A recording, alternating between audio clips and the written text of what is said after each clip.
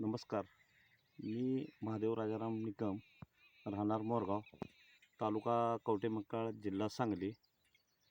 Mobile number 9767812078.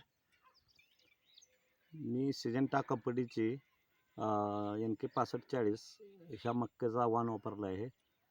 त्या मक्याच्या थाटाची जाडी जास्त, उंची बी जास्त वैरणीसाठी, आणि बिरमुटा लहान असल्यामुळं मक्का बी दाणेदार वजनदार मक्का असल्यामुळे मी एकरी उत्पादन 35 ते 37 पोती घेतलेले आहे. आणि ह्या इथून पुढील काळातसुद्धा मी हाच वाण करणार आहे.